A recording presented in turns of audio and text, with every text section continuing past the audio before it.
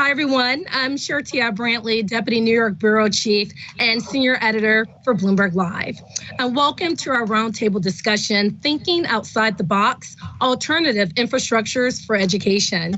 We have a great lineup of esteemed experts, and if you'd like to know more about them, feel free to review their speaker bios in the forum portal. We have a lot of ground to get covered, so I just want to dive in with a question I want to pose to the entire group. I'm going to start in alphabetical order with you, Anant. A disruption like the COVID-19 pandemic sparks innovation. What is one of the most innovative things you have done over the past year or so to serve your students? Well, thank you, Shatia.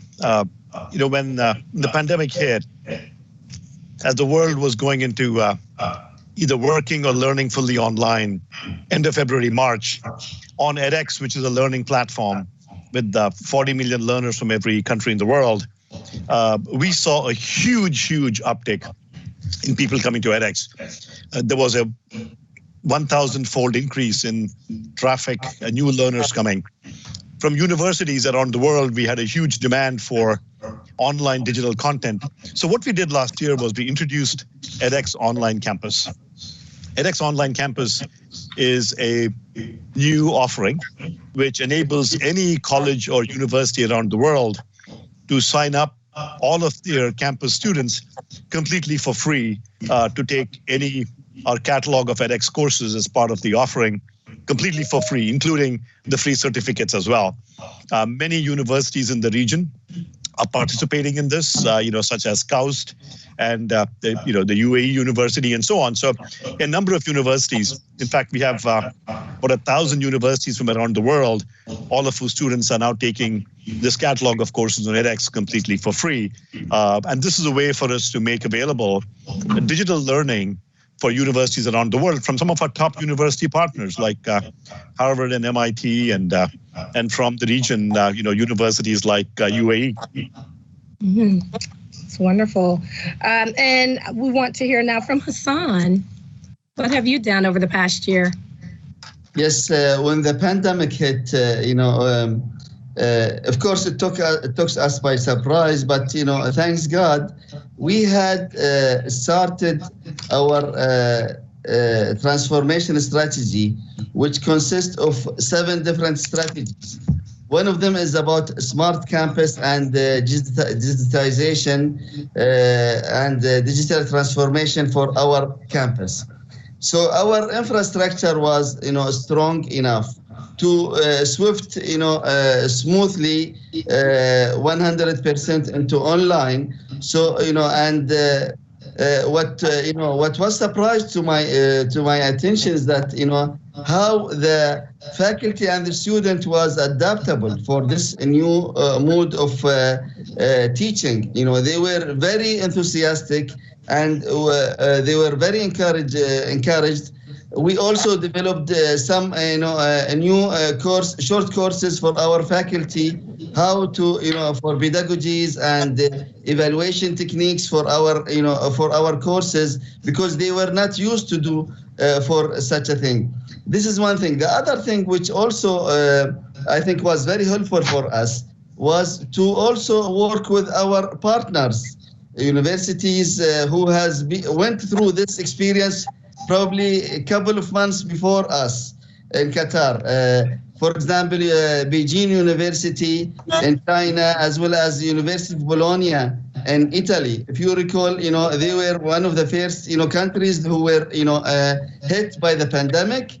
And we had, direct access and channels with them to learn from their experience, so that we can also, they can share with us their experience, and we can also, expedite our process. So I think, moving ahead with our digital transformation strategy, which was also accelerated.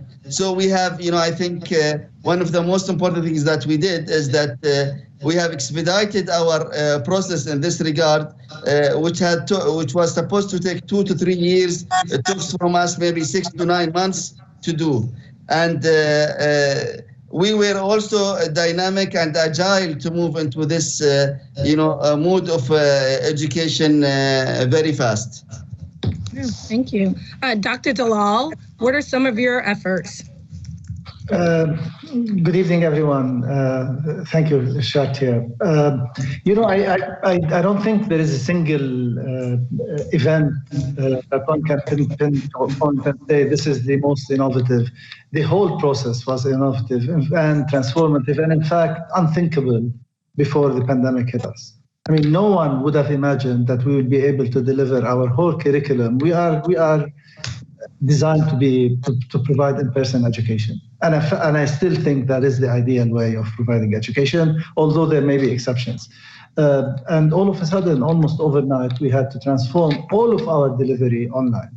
We had to deliver the academic content. We had to deliver all the support that we had provided our students online.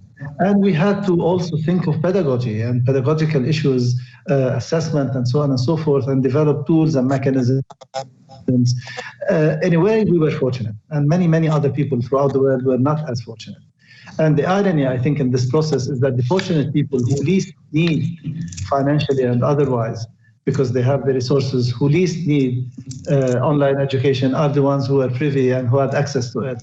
And in fact, other places which stand to benefit from online education did not. But to come back, I think the whole process was innovative and in many ways unthinkable. The most we've thought of, and we actually exercised that.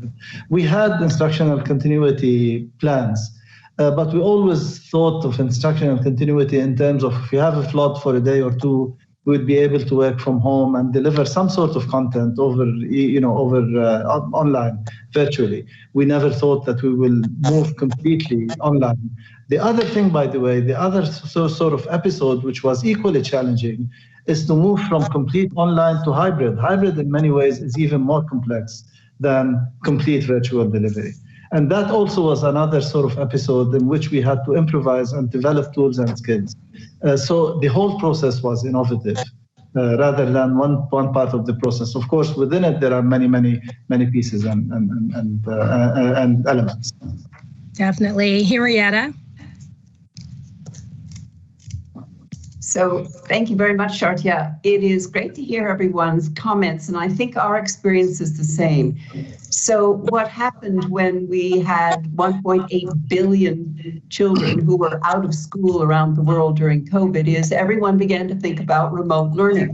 So with a cell phone, by television, by radio, anything we could do that would create the ability to continue learning. And it was very difficult. So we launched a program in which we are trying now to connect every school in the world to the internet, every learner in the world to the internet, every teacher.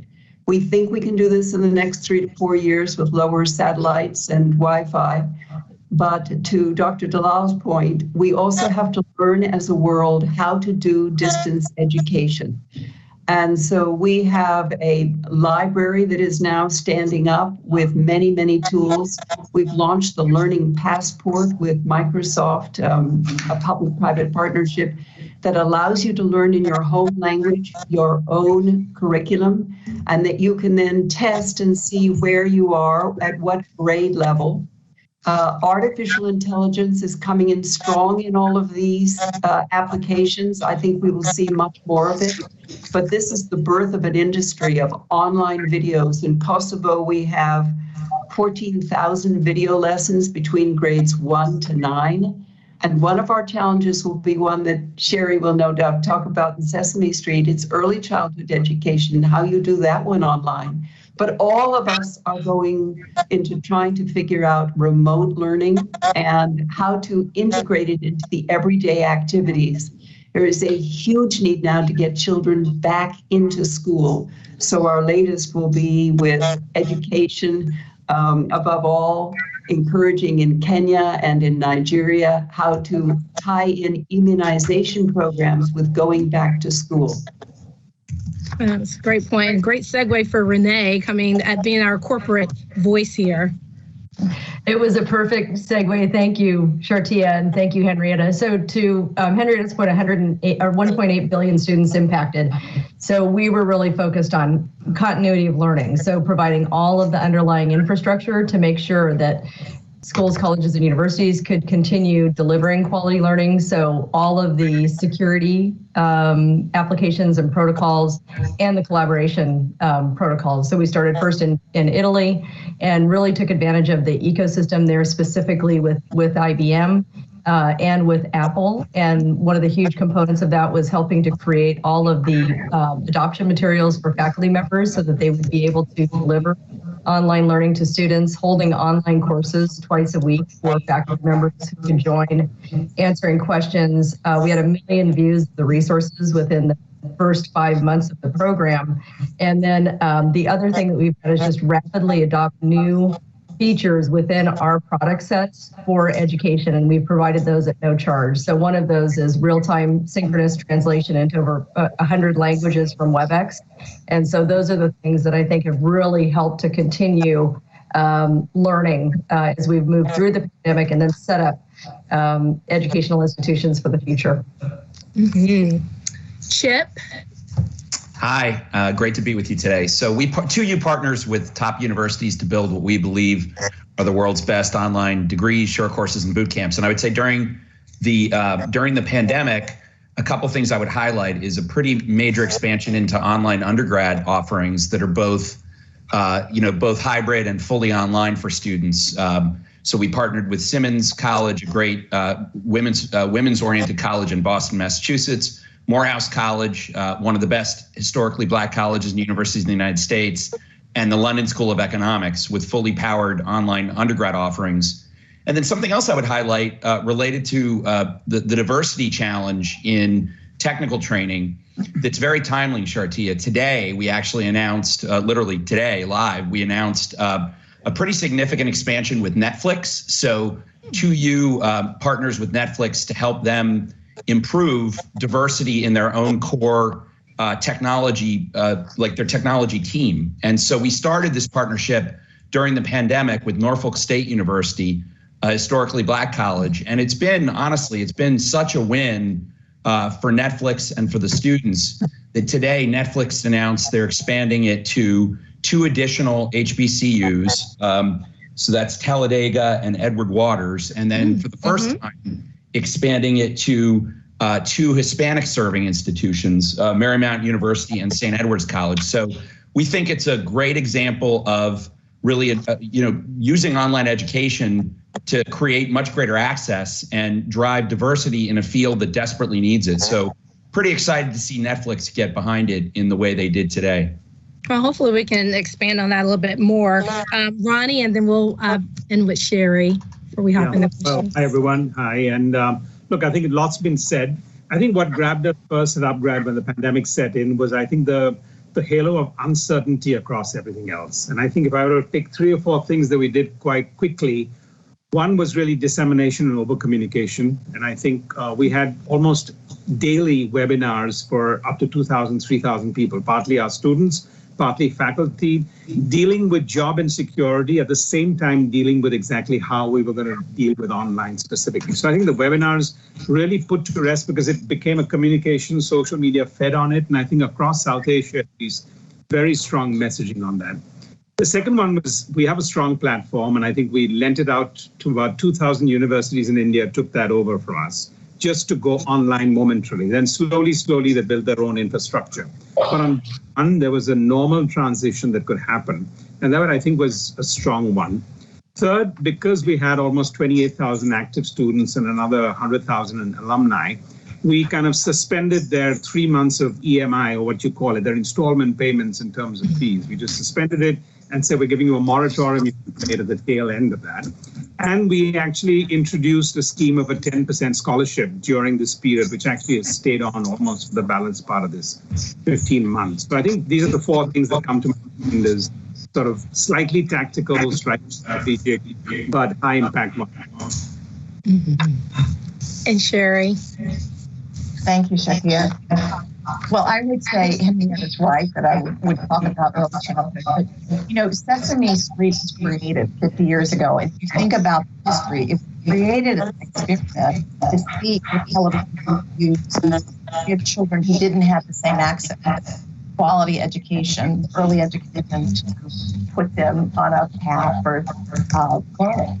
And so I think with the whole pandemic and legislation, education, we realized the need for Sesame has never been greater.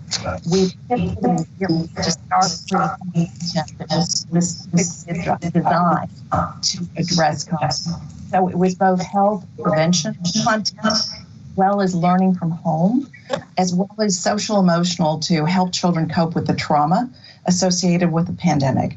So with that, we were able to create content that was delivered in over 100 countries, 40 languages, and even producing remotely. I mean, you would see Muppets on a Zoom call. So children were seeing their own reality in terms of the content. But I think as Henrietta knows well, the other thing was we knew that parents and caregivers were now teachers.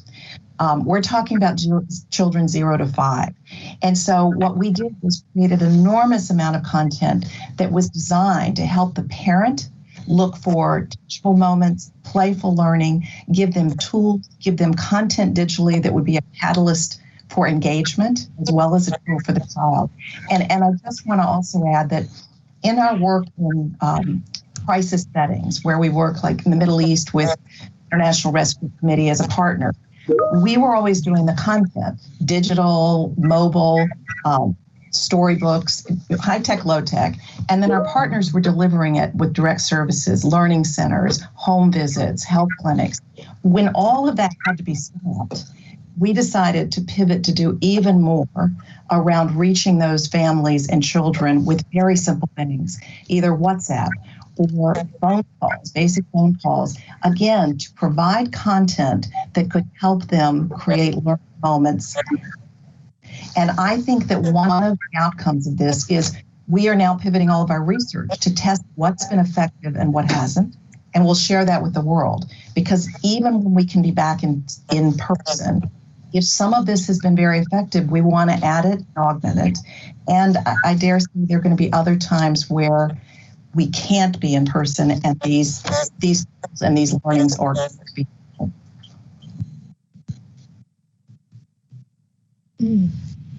Well, a theme that sort of come up about listening to all of you, this idea of infrastructure, and having that ability to for the great pivot, if you will.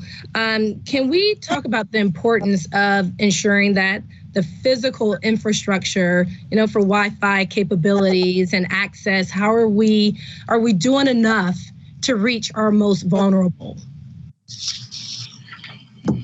Anat, I saw you. Oh, Henrietta, go ahead. So I'll just leap in for a moment and say that we're not doing enough.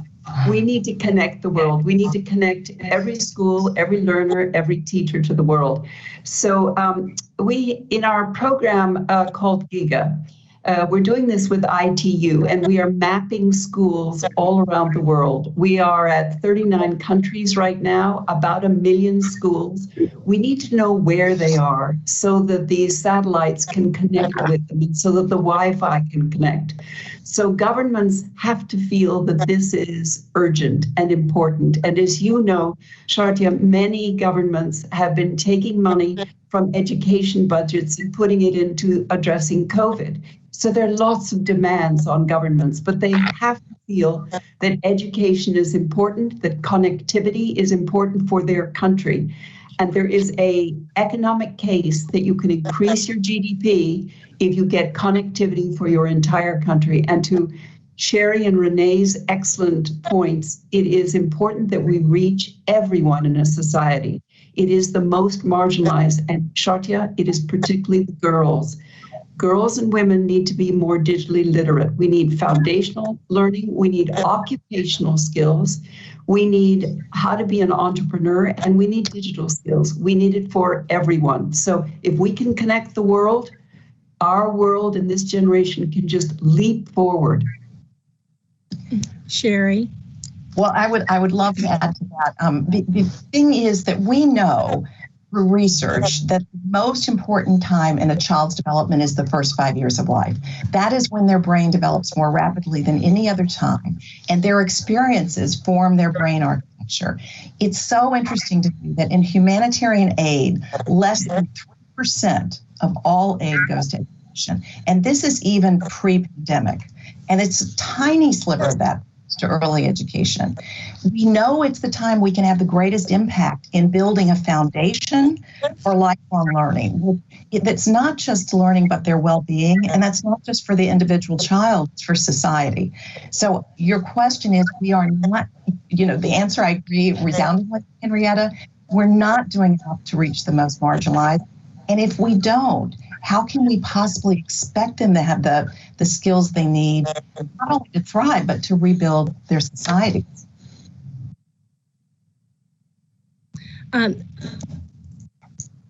Okay. I want to hear from Ronnie, Renee, and then Anand. I saw you all nodding your heads there. Ronnie? Yeah, no, sure. Look, I mean, at this cost of being controversial on this, I think, the entire digital space online don't really 1.5 years, we're already talking about infrastructure and connectivity. But if you looked at accessibility for otherwise the brick and mortar, the offline ed system, it was even more challenged. So I'm someone who strongly believes that the cup is half full, half empty. And I think, yes, we are going to get to the connectivity. But if you kind of look at 3 years back, 2 years back, we weren't even talking about that level of accessibility that everyone had. And I think we should look at that as a positive trend. Yes, people are going to get down to infrastructure and with and many other pursuits. Accessibility is not just infrastructure always. I think sometimes it's a language. We kind of, there's a lot that we need to look at. And language, I think, is another element of accessibility, which I think needs to be taken into account. Outside of our we have not often. I can tell you where we're working with about 12 schools and 800 infant schools in rural India. We tried the now, connectivity is definitely a challenge in rural India, but where there's a will, there's a way. And we could actually connect classrooms in a group format. So all I would say is, I think for most people, and considering where we were in just accessibility, I think connectivity is seen that we conquer even more than what was otherwise much more atop of the pyramid structure, and actually we can access decent school or great. I think today what overall digital and online gives you is accessibility to faculty around the world, which you would not have got and would have been more selective. Mm-hmm. Renee? So I think it's a wonderful question. And so of the 1.8 billion students who went, basically were out of school, 40% of them had no internet access and 830 million of them had no devices. So to Ronnie's point, I think there are a lot of components of accessibility. And I think that the pandemic really served as an accelerant, if you will, for innovation.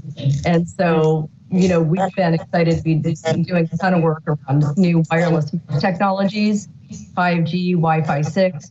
So I think there's a lot of innovation that's being driven to address specifically this topic, and hopefully things will get better soon.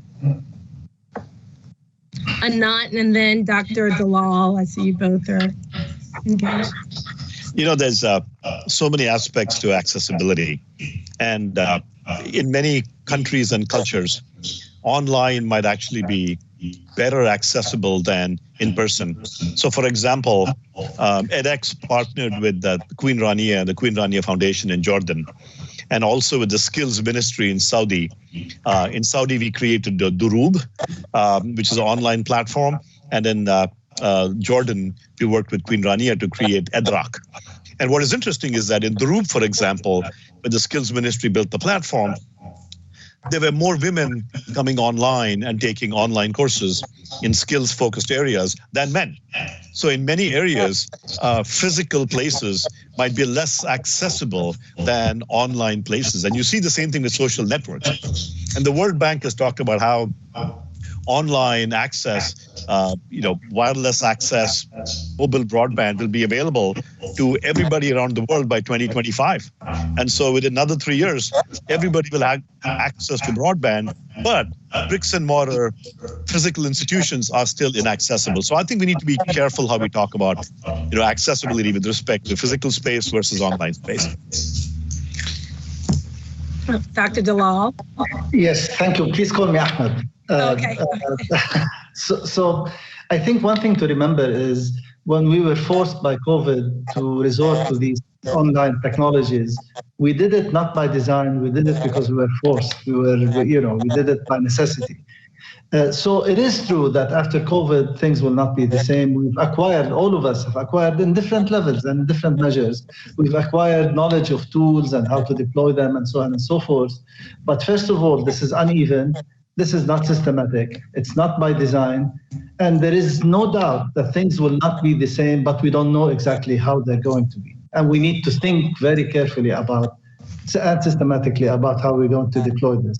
And as Renee said, there are, half of the population of the student population in the world didn't have, first of all, they didn't have reliable electricity. They didn't have the bandwidth. They didn't have the laptops.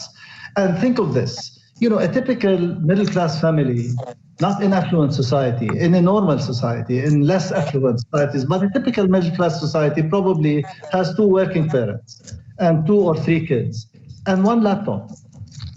And they all were stuck at home and they needed to work, they needed to educate their children. This is not sustainable.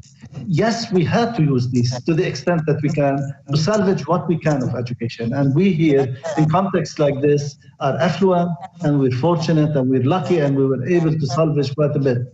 But there are many other people who were not able to do that. But even in our context, we've measured the impact of online education on our students, the impact of confinement, the lack of a sense of community, how that directly correlates to what they're acquiring at school, their ability. There is so much that we need to work on and assess. There is no doubt that we're going to use technology in the future. And we need to use technology to complement and supplement and to provide solutions in different places. But it's not straightforward. We shouldn't rush into, it's one thing to think of it as a business. It is a good business. Under pandemic conditions, it's a great business to to provide online education. You'll make a lot of money from it, if you deploy these tools and promote them and so on. But we need to think of it as a solution to in a more systematic way, as a solution for problems and for problems of accessibility, which takes so many different forms. And in that sense, yes, we will be using technology, but we don't know as of yet exactly how we're going to be using it. And we need to do a lot of research to address these issues. Chip, I want to bring you in and to get your commentary, but also just want to talk to you about whether this great shift we had to make, the great pivot, whether that has reduced any of the stigma associated with online learning. So, I co-founded 2U 13 years ago, and at the time it was pretty scandalous. The great universities weren't doing anything online, were very resistant overall to online education, and that has changed tremendously. So I would say today, in the way we used to think of we're going online shopping versus going shopping, and we're just going shopping, and sometimes we're doing it online, and sometimes we're doing it physically. That's where online education is. We're just learning, and you need to be blended and connected. You need to have that hybrid experience. And to dovetail to something that I loved what Anant said. And I would say maybe 2U might be on the other end of the spectrum from Sherry. And what I mean by that is, instead of you're talking about little kids with Sesame Street, and 2U, we do this at scale across 300,000 students in professional education, everything from undergrad to technical training to things you wouldn't expect to be done online, Shartia. So we power programs like the Doctor of Physical Therapy, the Master of Science in Nursing in Midwifery. Well, midwifery is delivering babies. You don't want to go to the midwife that delivered a virtual baby, right? So we help find a clinical experience for somebody to go in their local area and deliver the babies. Because obviously, if you can't deliver the babies, you can't graduate with that degree. And we're doing that with, at this point, almost 70,000 local agencies under contract where we have those physical experiences. So this entire the pandemic has definitely changed people's perspectives. Online education is now right in front of you in terms of your consideration set. Like if you're somebody thinking about doing something to prove yourself, you immediately think of online in a way that you didn't 2 years ago. But it's not just about being online. It truly is about being blended and connected across, not just your individual student, but a community of people that when you do it in person or online, you can build the same quality relationships that you would normally build in a physical classroom. So I'm sure that others on the call, like Anant, have quite a bit to say about the stigma from an online perspective. We have seen great improvement over the last decade in how people view the format. I want to bring in Hassan for his thoughts, and then we'll get to Ronnie. Yes, thank you, Shartia. I think, yes, as my honorable, colleagues mentioned here, online, we were forced to go into it. And however, although it was, a threat, but it also opens lots of opportunities for at least for higher education here. Of course, for general education is more challenging because it's dealing with less experienced students, but for higher education it was more comfortable for us to deal with the situation because we are dealing with adults rather than children. So and I think that the technology, the advancement of artificial intelligence, virtual realities, and others will move and will also move from the barriers, the psychological barriers that either the faculty, the parents, and the students are concerned about the online as a mode of education.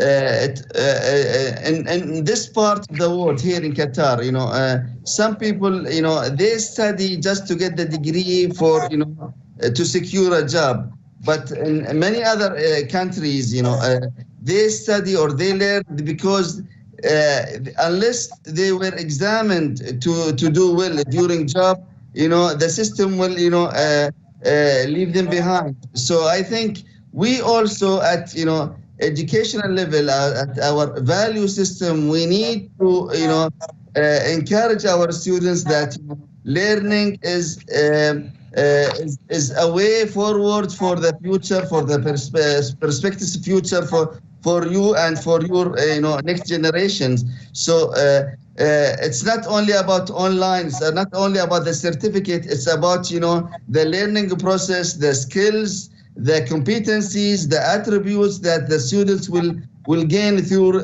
this unique years of her or his life.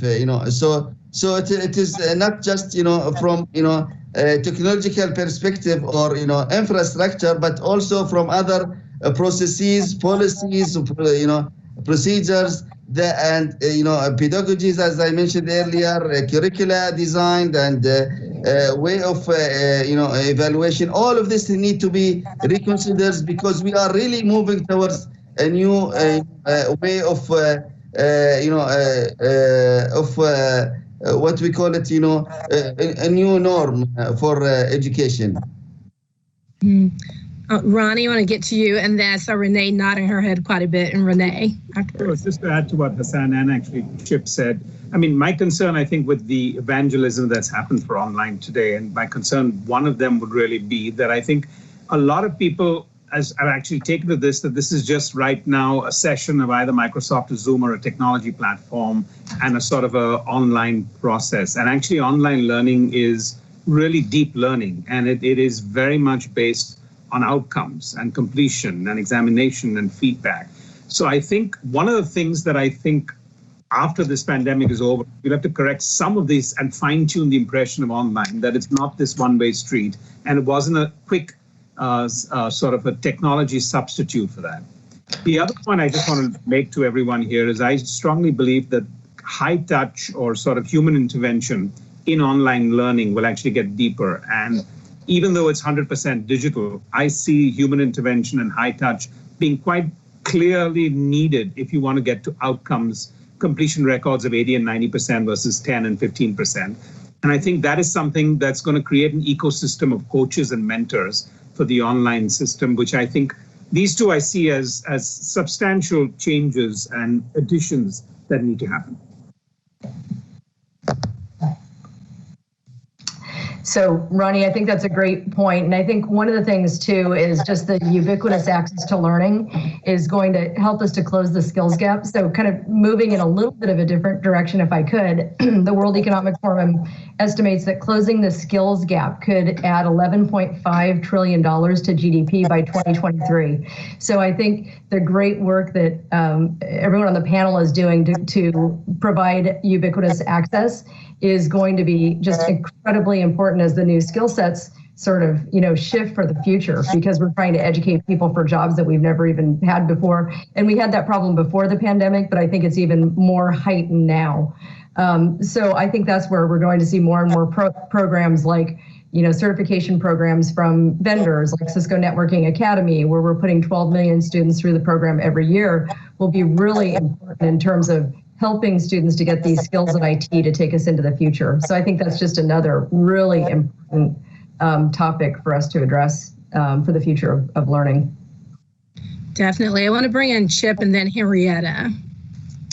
So 54% of working adults globally will have to fully upskill in the next 5 years. So totally to your point, Renee. And so we do think the great nonprofit university can be a big part of meeting that need globally. And that's a place where you actually haven't seen traditionally the university play. And so today we've got 54 different partners on a global basis working to close that skills gap. And I was pretty excited today to wake up this morning and have our Netflix announcement. Just one example of a great institution. Netflix is certainly one of the leading content companies in the world, but a technology company at its core, really wanting to improve diversity in its own workforce, doing it with, at first, a great historically Black college in Virginia, Norfolk State University, and now expanding it not just to 2 more historically Black colleges, but also to 2 Hispanic serving institutions. I can tell you, I was the graduation speaker at the first graduation of the first Netflix cohort, and it was 60 students, and it was incredible. The entire senior leadership team of Netflix came. These students are learning valuable skills in Java engineering, UX, UI, data science, and it'll change their lives. And so done well, online education can be meaningful all around. And I agree with you, Renee, that it's a big part of the need for the entire world over the next decade. Henrietta. So let me just build on that, because it is what you learn. We had a crisis in learning in quality a long time before the pandemic hit. So one of the real challenges for online and remote learning will be, are we sure we're getting the quality? And Shartia, one of the things that Bloomberg will do is to gather together an assessment of how well we think the quality of education is faring, this new approach to online and hybrid learning, because we've got to learn the best lessons. It is the beginning of an industry and of how we learn as a world, but we'll have to know what's working in terms of quality. And then Chip also mentioned about and Hassan, about our value system. One of the things we are hearing from young people all around the world is that they do not know what they can possibly do in the future. We are in all of their jobs. They're seeing jobs falling all around them. They're really anxious. We would love them to become part-time teachers, mentors, and counselors. So if you're in university or you've graduated from secondary school, couldn't you help in an early childhood education center or in primary school or in secondary school?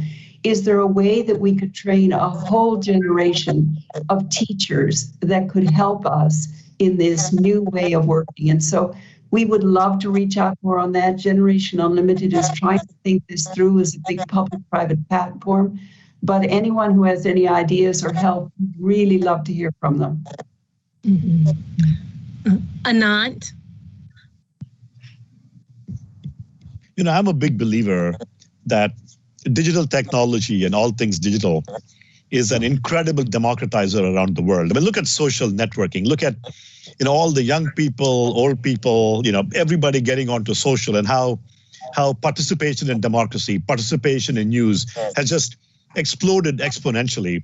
And the same thing is happening with learning. And let me give you two examples, one on the big numbers side and one on the individual side. On the big numbers, we have 40 million learners on edX today. And we have issued in the past 8 years about 2 million certificates where learners around the world have upskilled in courses and programs like Lean Six Sigma, or we have a professional certificate with Curtin University along with Cisco in IoT technology. We have data science from IBM. We have AI from Columbia. Really think of the absolute top skills that you can think about.